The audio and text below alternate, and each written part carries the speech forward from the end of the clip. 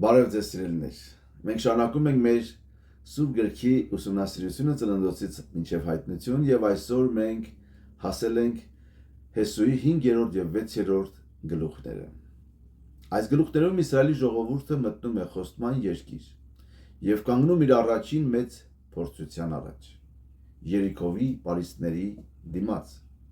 Բայց այս պատմությունը շատ ավելի խոր իմաստ ունի, քան պարզապես ռազմական հաղթանակը։ Հեսուի 5-րդ գլխում ժողովուրդը պատրաստվում է հանդիպել Աստծո հետ։ Նրանք թրպատվում են, նշում են զատիկը եւ առաջին անգամ ուտում են խոստման երկրի պտուղներից։ Այստեղ տեսնում ենք, որ Աստված նախ պատրաստում է իր ժողովրդին ներսից, հետո միայն տալիս է հաղթանակը դրսում։ Շատ մարդիկ ցանկանում են, որ Աստված փոխի իրենց հանգամանքները, բայց Աստված նախ ցանկանում է փոխել մեր սրտերը։ 5-րդ գլխում տեսնում ենք մի շատ խորհրդավոր հանդիպում։ Հեսուն տեսնում է մի մարդու ձեռքին մերկ սուր, երբ հարցնում է. «Մեր կողմից ես, թե մեր թշնամիների»։ Եվ նա պատասխանում է. «Ոչ, ես այժմ եկել եմ որպես Տիրոջ զորքերի իշխան»։ Հեսուն ընկնում է նրա առաջ եւ երկրպագում։ Սա սովորական հրեշտակ չէր։ Շատ աստվածաբաններ տեսնում են այստեղ Հիսուս Քրիստոսի նախամարմնավոր հայտնությունը։ Ինչպես Հիսուսը հետո դարձավ բարի հովիվը,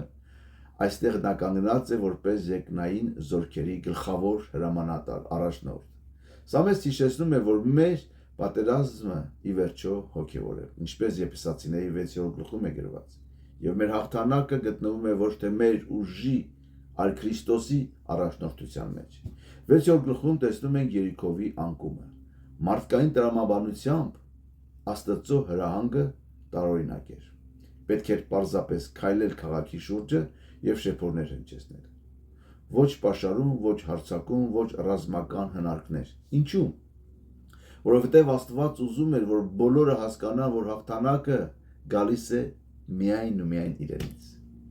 Երբ 7-րդ օրը ժողովուրդը աղաղակեց, պարիսպները ինչ եղան, վայր ընկան, փլվեցին, ինչպես Եբրայեցիս 11:30-ում գրված է. հավատքով Երիքովի պարիսպները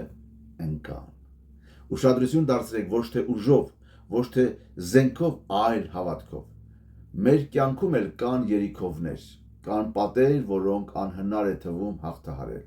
Գուցե դա վախ է, մեղքի կապանք, ընտանեկան խնդիր, հիվանդություն կամ հուսահատություն եւ այլն։ Բայց Հիսուս Քրիստոսը այսօր էլ նույնն է, ինչպես Եբրայեցիների մեջ ասում է 13:8, որ նա նույնն է երեք այսօր եւ հավիտյան։ Նա կարող է քանդել այն պատերը, որոնք մարդը չի կարող քանդել։